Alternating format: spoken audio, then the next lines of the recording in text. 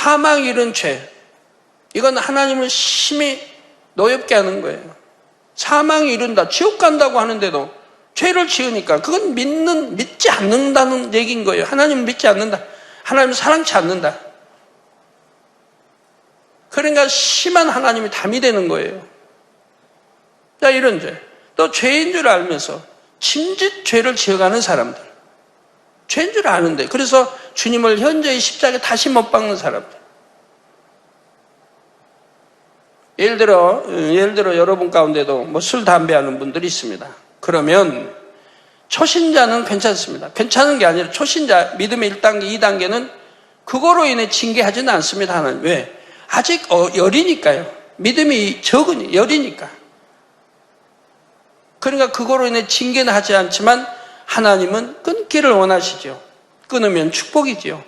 그러나 끊을 때까지 하나님은 참으시지만 믿음의 3단계, 이젠 신앙생활 뭐 몇 년이 됐고 진리를 들어 알고 그래서 5년이, 3년이, 5년이, 10년이 됐어요. 그러면 당연히 믿음의 3단계 있어야 할 것이고, 믿음의 3단계 있는 사람이 지금도 술을 하고 담배를 피운다고 하면 그 사람은 그 가정, 그는 항상 시험과 환난 속에 놓여 있을 수밖에 없는 거예요.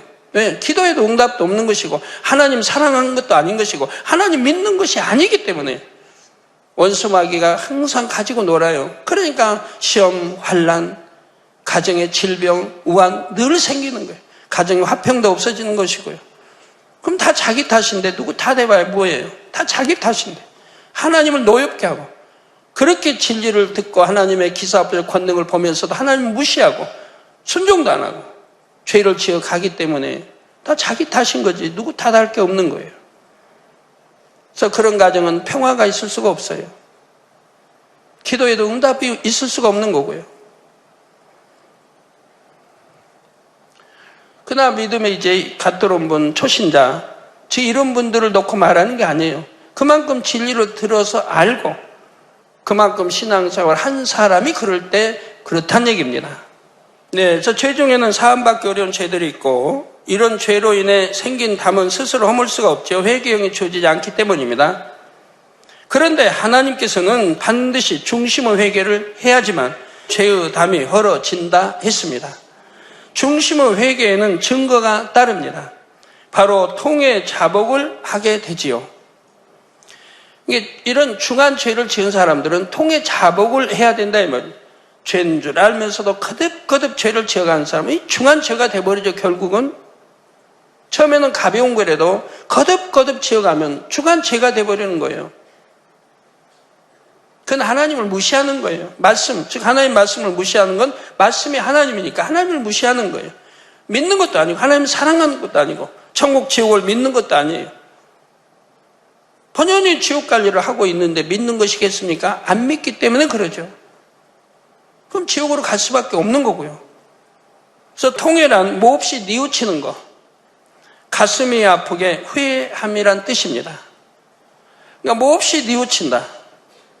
몹시 뉘우치는 거로만 끝나면 안 돼요.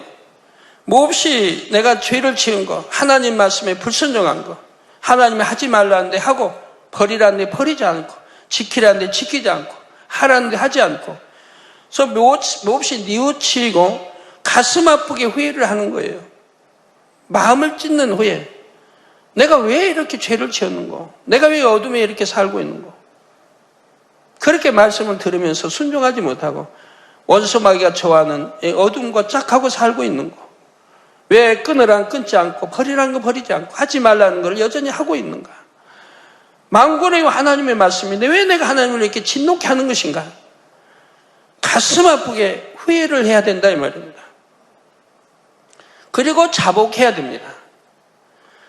자백하고 복종함이란 뜻입니다. 자복은 자백하고 그래서 나의 죄를 낱낱이 고백하는 거예요.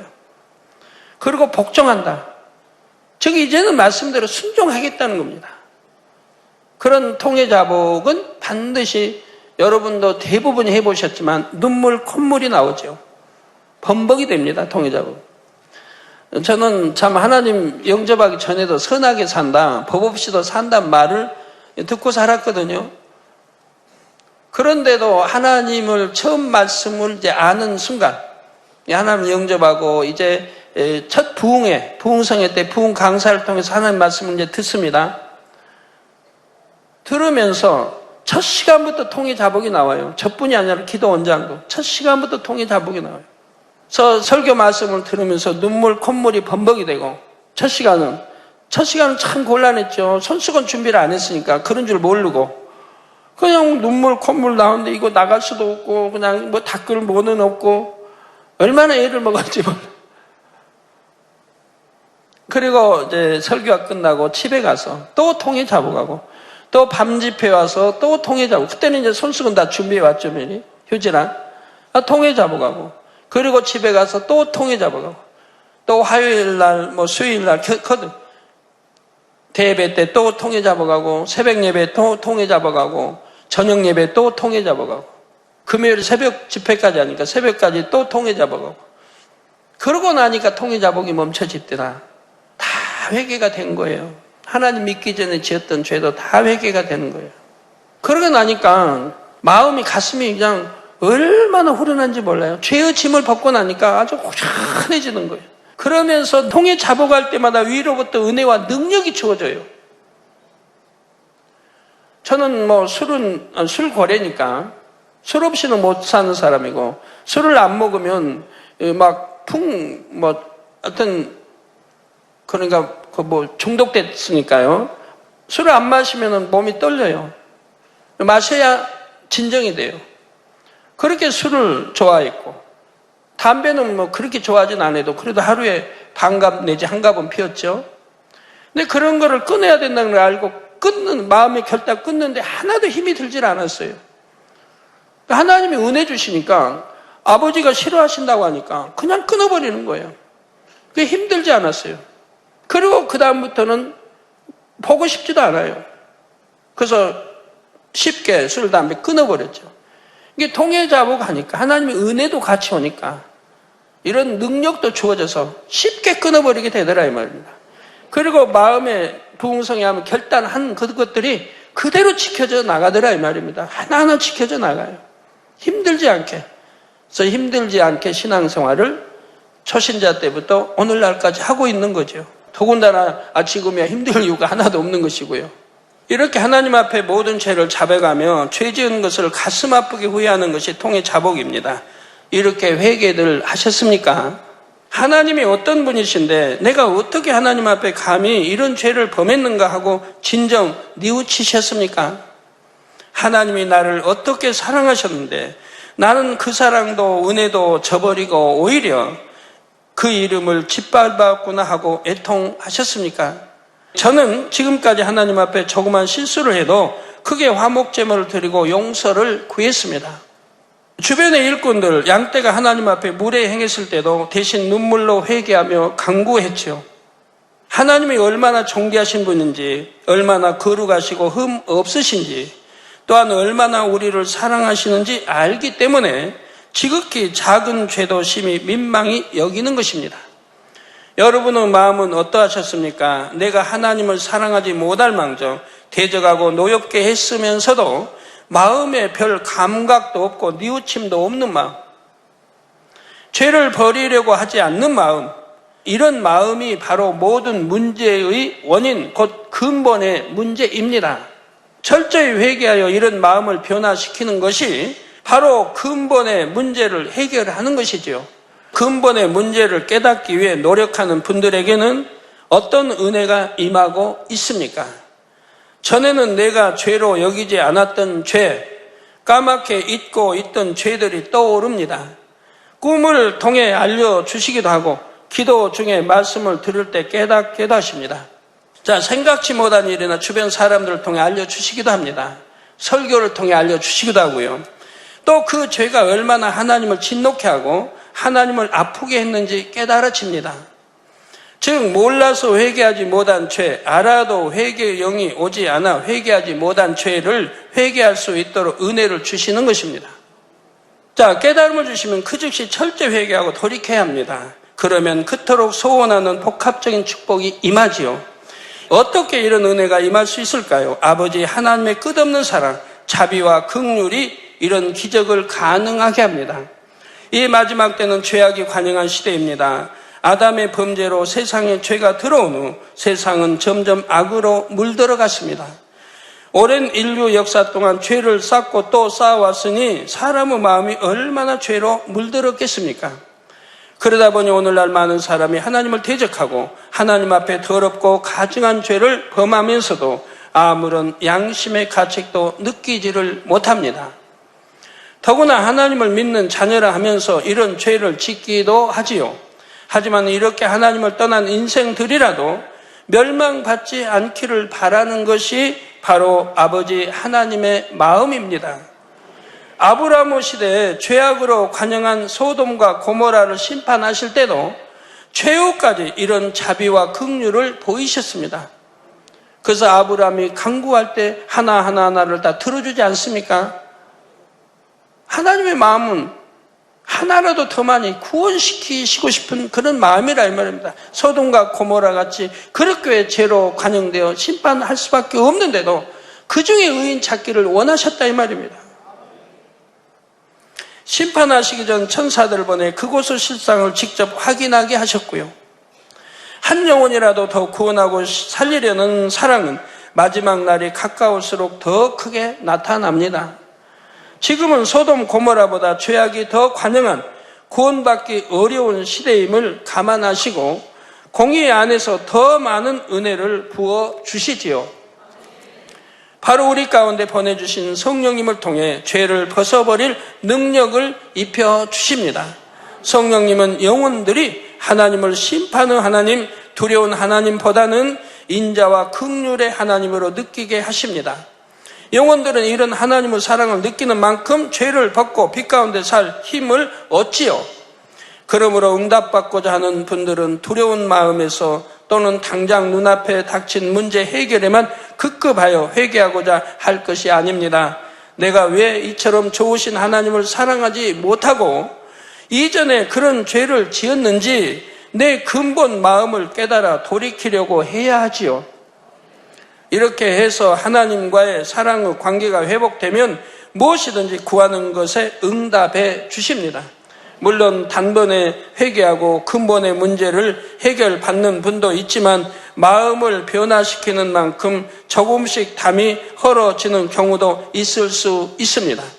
그러므로 끝까지 포기하지 마시고 하나님의 사랑을 의지하여 근본 마음을 바꿔 나가시기를 부탁드립니다. 사랑하는 성도 여러분, 다음으로 근본의 문제 두 번째 유형에 대해 말씀드리겠습니다. 두 번째 유형은 바로 하나님을 사랑함이 부족함으로 담이 생겨 응답받지 못하는 경우입니다. 입술로는 하나님 사랑한다 하지만 사실 사랑하는 것이 아니기 때문에 응답을 못 받는 거예요. 물론 첫 번째 근본의 문제인 죄의 담도 하나님을 사랑하지 않는 마음에서 비롯됩니다. 하나님을 사랑한다면 죄 지을 리 없고 하나님이 싫어하신 거 하실 리가 없는 것이죠. 또 부모님들이 그렇게 애타하는 죄 짓지 마라, 말씀대로 살아라 해도 부모님 말씀, 물론 하나님 말씀도 그 역할, 그런 배짱이 있는데 부모님 말씀을 순종할 리가 없는 것이고요. 또 한번 죄악에 빠진 그 죄, 이건 합당치 않다, 하나님이 싫어하신다 알면서도 끊어버릴 마음도 별로 없는 것이고요. 그러니까 한마디로 새 예루살렘은 이미 그냥 포기해버렸다는 얘기고요. 그런데 두 번째 유형은 그 정도가 다릅니다. 어떤 중한 죄로 인해 담이 생긴 것은 아니고 당연히 순종해야 할 것을 순종하지 않는 등 하나님을 서운케 함으로 담이 생긴 경우이지요. 큰 죄를 짓는 것은 아니라 해도 하나님 마음을 답답하게 하고 서운케 한다면 어떻게 축복이 임하겠습니까?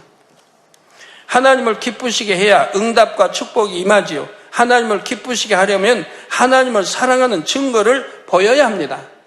하나님을 사랑하는 것은 무엇입니까? 요한일서 5장 3절 전반절에 하나님을 사랑하는 것은 이것이니 우리가 그의 계명들을 지키는 것이라 한 대로 하나님의 계명을 지키는 것입니다. 믿음이 있다면 하나님의 계명을 지키는 게 하나도 어렵잖아요.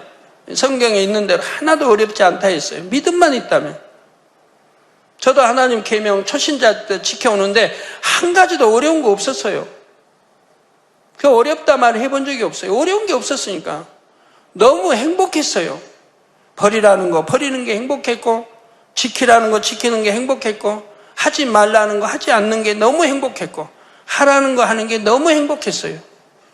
저는 몰라서 그런 게 죄인지 몰라서 행했던 것이고, 이제 죄인 줄을 알게 됐으니까 버린다는 게 너무 행복했고, 하지 말라 해서는 아니 되니까 하지 말라고 하니까 하지 말라는 거 하지 않는 게 너무 행복했어요.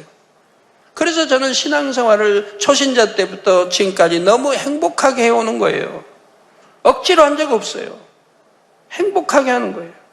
더군다나 그 하나하나가 상급이 되고 더 좋은 천국, 더 좋은 천국에 갈 수 있는 길인걸요. 하라 하지 말라 버리라 지키라 하신 말씀대로 순종하는 것이지요. 이것이 하나님을 사랑하는 것이라 이 말입니다. 즉 구원의 은총을 입어 하나님의 자녀가 되었으면 이제는 하나님의 뜻을 헤아려 그 뜻대로 살아야 합니다. 그런데 여전히 자신의 뜻대로 자신이 원하는 대로 살기를 고집합니다. 성도로서 당연히 해야 할 일도 하지 않고 순종하지도 않습니다. 이런 일 하나하나가 쌓여 담이 되지요. 이 담은 마치 하늘에 구름이 끼어서 맑은 하늘이 보이지 않는 상태와 같습니다. 푸르른 하늘이 보이고 뭉게구름이 보이면 얼마나 좋을 텐데, 새까만 구름들로 덮여 있다면 답답하지 않아요? 또 가느다란 거미줄이 얼기설기 쳐 있는 것 같은 모습과 같지요. 하나님을 서운케 했던 크고 작은 일들이 쌓여 하나님과의 사이를 이처럼 가로막고 있는 것입니다. 아무리 기도해도 기도가 막혀 올라가지 못하고 하나님께서도 응답 주실 수가 없는 상태이지요. 기도가 올라가지 않으니까. 그러므로 이제까지의 신앙을 돌아보면서 이런 것들을 회개하여 담을 헐어야 합니다. 이런 담은 첫 번째 유형, 곧 중한 죄로 인한 담에 비해 허물기가 쉽습니다. 이 경우는 마음으로 회개하고 결단한 후 계명을 지켜나가면, 즉 통해 자복까지는 안 해도 돼요. 통해 자복까지는 안 해도 돼요. 그러니까 회개하기가 쉽다는 얘기예요. 그래서 내가 마음으로 회개하고, 일단 하나님 앞에다 회개해야죠. 회개하고 결단하고 이제는 내가 이런 죄 짓지 않겠다. 그리고 계명을 지켜나가면 담이 헐어지는 경우가 대부분입니다. 그런데 이처럼 계명대로 살라 하시는 것은 노보처럼 행위로만 순종하라는 것이 아닙니다. 제가 아까 대부분 헐어진다고 하는 것은 경우는요, 대부분 헐어진다. 그럼 안 헐어진 것도 있다. 그것은 죄인 줄을 알면서, 사망 이런 죄는 아니라 해도 죄인 줄을 알면서도 거듭 계속해서 지어가면 그건 담이 계속 쌓여져 가는 거예요. 하나님과 결국은 두어지는 거예요. 죄의 담이. 이런 경우는 또 통해자복해야 할 그런 경우가 되는 거고요. 그렇지 않은 것은 대부분 여러분이 마음에 결단하고, 그리고 이제 계명 지켜 행함으로 옮겨지면 다 마음을 결단하고 입술로 고해서 그리고 용서를 구하고 그리고 행함으로 옮겨지면 용서가 되는 것이라 이 말입니다. 자, 계명을 지켜 행하라 명하신 이유가 무엇인지 마음으로 깨달아 자원하여 행하기 원하시지요. 물론 처음부터 100% 하나님의 마음과 뜻을 깨달을 수 있는 것은 아닙니다. 그러나 계명을 열심히 지켜나가다 보면 차츰 하나님의 뜻이 깨달아집니다. 또 하나님의 사랑이 느껴지므로 하나님을 진정 사랑하게 되지요. 이렇게 계속 나아가면 결국 마음에서 우러나서 계명을 100% 지킬 수 있게 됩니다. 그러면 하나님을 100% 사랑하는 자녀, 하나님을 첫째로 사랑하는 자녀라 인정해 주시지요. 이렇게 하나님을 100% 사랑하는 사람은 무엇이나 구하는 대로 응답을 받습니다. 요한일서 3장 21절 22절에 사랑하는 자들아, 만일 우리 마음이 우리를 책망할 것이 없으면 하나님 앞에서 담대함을 얻고 무엇이든지 구하는 바를 그에게 받나니, 즉 하나님께 받나니, 이는 우리가 그의 계명들을 지키고 즉 하나님은 계명들을 지켰기 때문에 담대하게 내가 하나님 앞에 구할 수가 있는 겁니다. 그래서 계명들을 지키고 그 앞에서, 즉 하나님 앞에서 기뻐하시는 것을 행합니다. 하나님 앞에서 하나님이 기뻐하시는 것을 행한다 이 말입니다. 하나님의 계명대로 사는 사람은 하나님과의 사이에 담이 없기 때문입니다. 그렇다고 해서 나는 어느 세월에 100% 하나님을 사랑하는 마음이 될까 하고 조급하게 생각하실 필요는 없습니다. 우선 지금까지 쌓아온 담부터 헐면 그 담으로 인해 받지 못한 응답들을 받을 수가 있지요. 에레미야 5장 25절 후반절에 너희 죄가 너희에게 오는 좋은 것을 막았느니라 했습니다. 즉 우리가 죄를 짓기 때문에 우리에게 오는 좋은 것을 막았다 이 말입니다. 하나님이 응답 주시려고 하는 것도 막아버린 것이고 우리에게 좋은 것이 살다 보면 기회라는 게 와요. 기회라는 거고 좋은 것이 오게 되고 그런 것도 다 죄로 인해 막아져 버린다 이 말이에요. 그러니 이 죄의 담을 헐면 하나님께서 주시는 좋은 것, 축복이 임하지요. 그리고 다시는 담을 쌓지 않기 위해 힘쓰면 됩니다. 다시 담을 쌓지 않으려면 내 근본의 문제, 곧 하나님을 사랑하지 않는 마음 자체를 바꿔 나가야 합니다. 예를 들어 하나님 말씀을 들으면 그 말씀을 명심해서 순종해야 하는데 말씀을 마음에 담지 못하고 흘려버립니다. 이런 모습을 놓고 기도하면 하나님 말씀을 소중히 여기지 않는 마음, 사모하지 않는 마음을 발견할 수가 있지요. 이런 근본 마음을 이제는 말씀을 사모하고 소중히 여기는 마음으로 바꾸면 이제까지 말씀을 명심하지 못하고 순종하지 못함으로 쌓인 담이 헐어집니다. 그러니까 신령과 진정으로 이제 예배를 드려야 한다 이 말이에요. 그렇게 해나가면 말씀을 들을 것이고 명심하려고 할 것이고 깨달으려고 할 것이고 버리려고 할 것이고 노력에 가다 보면 하나하나 하나님이 기뻐하시니까 버릴 수 있는 은혜도 능력도 주시는 것이라 이 말이에요. 이와 함께 영혼이 잘 되어져 가는 것입니다. 영혼이 잘 되어 100% 하나님을 사랑하면 무엇이나 구하는 대로 받으니 참으로 행복한 신앙생활을 할 수가 있습니다. 나 100%가 이루기가 쉽지 않다면 80%라도 90%라도 이루면 다 되는 것이라 이 말이에요. 그러다 보면 91, 2, 95 더 올라갈 수 있는 거고요. 100%에 이른다면 그건 너무 좋죠. 뭐 그건 황홀에 취해 살죠. 그런 분들은 마음이 소원하는 거 다 응답받을 테니까. 그러면 과연 내 근본의 문제가 무엇인지 점검하실 수 있도록 몇 가지 질문을 드리겠습니다. 내 깊은 마음까지 파헤쳐 속속들이 발견하고 변화시키리라는 각오로 말씀을 들으시기 바랍니다. 성도 여러분 혹시 살인하고 있지 않으십니까? 살인해 본 경험 이전에, 지금 오늘날 말고 이전에 살인해 본 경험 있으십니까? 주님을 영접하거나 주님 영접하기 전에는 진리를 모르니까 그냥 놔두고 주님을 영접하고 나서 혹여 살인해 보신 적 있습니까? 출애굽기 20장 13절에 보면 하나님께서 살인하지 말지니라 하고 명하셨습니다. 이는 10계명 중 6번째 계명이지요. 그런데 유구 생명을 해치는 살인도 살인이지만 영적으로는 누군가를 미워하는 것도 살인입니다. 누군가를 미워한다. 그럼 살인인 거예요. 누가 잘 된다 하고 학교에서 예를 들어 선생님이 반에 누구는 칭찬해주고 자기는 칭찬도 못 받고 또 누가 공부를 잘하고 그러면 시기하는 마음, 질투하는 마음, 심하면 투기하는 마음, 판단하는 마음, 정죄하는 마음, 수군거리는 마음 다 미워하는 거 아닙니까? 미워하지 않는다면 판단할 리 없고 정죄할 리 없고 수군거릴 리 없고 시기, 질투할 리가 없죠.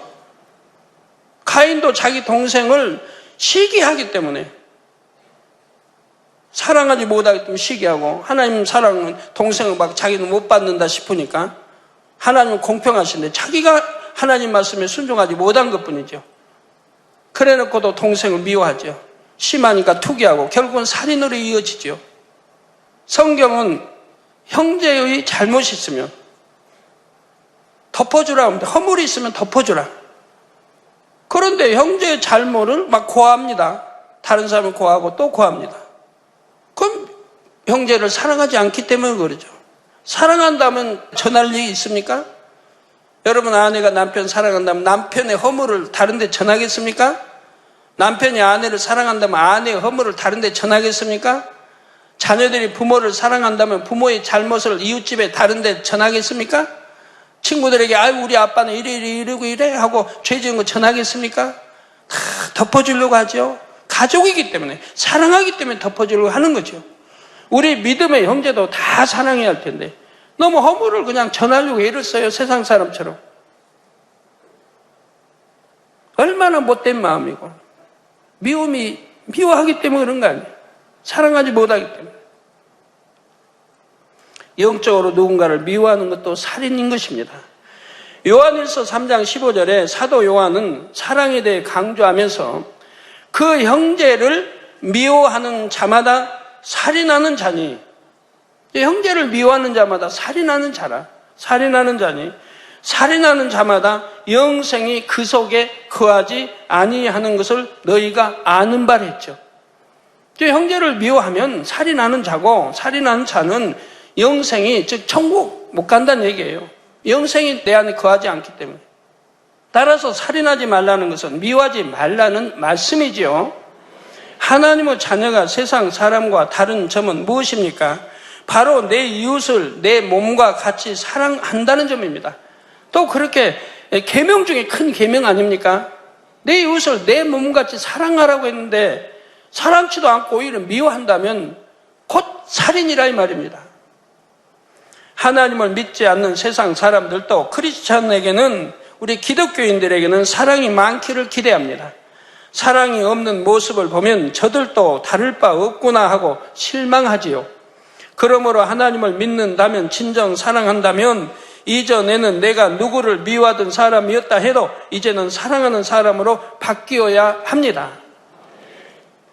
그런데 여전히 누군가를 미워한다면, 이해하지 못하고 용서하지 못한다면 하나님 마음이 얼마나 아프실까요? 또한 이렇게 살인하는 마음이 있으면 범사에 얼마나 힘이 듭니까? 마음에 미움이 있으면 시기, 질투, 판단, 혈기 같은 것이 아울러 나옵니다. 누구든지 선하게 바라보고 사랑하면 참 행복한데 시기, 질투, 판단, 정죄하면 너무 힘들지요. 뭐하러 힘들게 삽니까? 평안하고 기쁘고 행복하게 살지 뭐하러 그렇게 힘들게 살아요?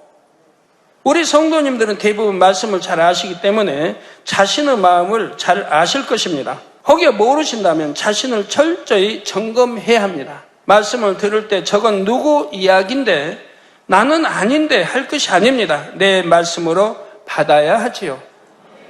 또 이 정도야 별것 아니니까 괜찮겠지 하고 넘겨서도 안 됩니다. 예를 들어 누구를 대할 때 마음이 조금만 불편해도 미움이 있는 것입니다. 이것을 인정해야만 하지요. 인정한 다음에는 내가 왜 이렇게 미워하는 사람이 되었는지 근본 문제를 해결하기 위해 기도해 나가야 합니다. 근본 문제 해결한다고 해서 또 내 편에다 좋게 해석해가지고 저 사람이 이렇게 행했으니까 내가 미워하지 않으려고 해도 미움이 갈 수밖에 없다라고 하면 안 된다 이 말입니다. 미움이 있다는 자체, 그걸 빼내버려야 한다 이 말입니다. 내 안에 있다는 자체를 빼내버려요. 그리고 사랑만 있어요. 그러면 아무도 미워하지 않아요. 미워지질 않아요. 내게 욕을 해도 안 미워져요 그 사람이. 그런 마음이라고 해봐요 여러분. 그러면 얼마나 행복하겠는가. 예를 들어 예전에 마음에 응어리가 생긴 만큼 큰 상처를 받았습니다. 그 이후로는 별것 아닌 일로도 쉽게 상처받고 서운한 마음이 들어서 상대가 곧잘 미워집니다. 이렇게 근본적인 원인을 발견했다면 누구를 미워하면 이렇게 고통스러운데 왜 그런 감정을 키워왔을까 뉘우치고 미움을 버리리라 결단하면 되지요. 그리고 버려나가면 되는 것입니다. 반대로 사랑을 주면 되는 거예요. 처음엔 잘 안 될지라도 그래도 사랑을 주다 보면 사랑하는 마음이 생기고 미움은 점점 흐려지는 거예요. 미워하면 얼마나 그 미워하는 사람 마음 고통스러워요. 힘들고. 뭐하러 그렇게 힘들게 살아가느냐 이 말입니다. 사랑한 마음을 채워서 사랑을 주면 너무 행복하고 좋을 텐데. 부부끼리도, 자녀, 가족끼리도, 일가, 친척, 이웃 모두에게 다 마찬가지입니다. 우리 성도님들 그렇게 하실 수 있죠? 결단하고 기도하면 하나님께서 은혜를 주십니다.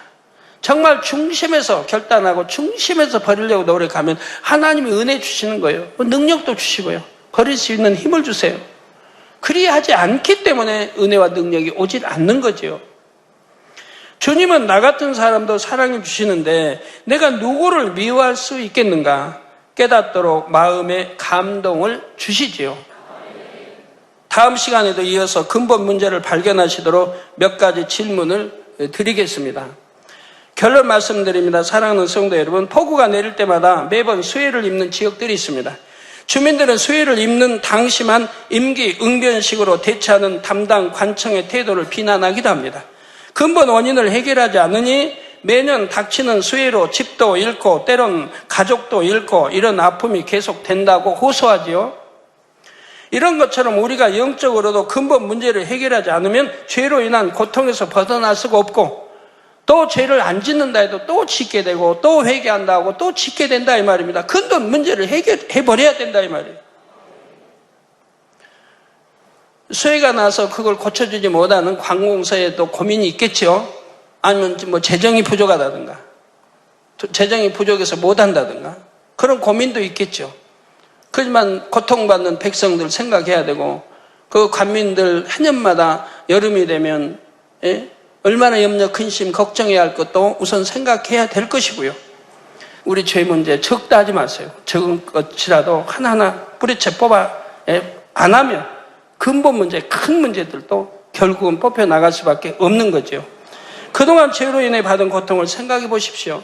시험, 환난, 재앙, 또 병, 자녀들, 가족 화평하지 못하고 자녀들 빗나가고 부부 사이에 불화하고 많은 것들을 생각해 봐요. 사업도 일터가 꼬이고 잘 안 되고 이제는 죄를 싫어하고 미워해서 철저히 벗어버릴 수 있지 않습니까? 또한 여러분이 이 어두운 세상, 힘든 세상에서 하나님의 자녀로 구별돼서 사는 것이 얼마나 평안하고 행복한지 아십니다. 그러니 이제 이 평안 가운데 온전히 들어오셔야 하지 않겠는지요? 은혜를 물 붓듯이 부어주시는 아버지 하나님의 은혜가 얼마나 감사합니까? 여러분이 모든 문제를 해결받고 복합적인 축복을 받는 것이 바로 이 은혜에 보답하는 길이죠. 이제 여러분 모두 하나님의 은혜를 힘입어 천국의 생명나무와 같이 소송하시기를 바랍니다. 또한 생명 과실과 같이 탐스런 진리의 열매를 마음의 풍성히 맺어 새 예루살렘에 들어가시기를 주님의 이름으로 축원합니다.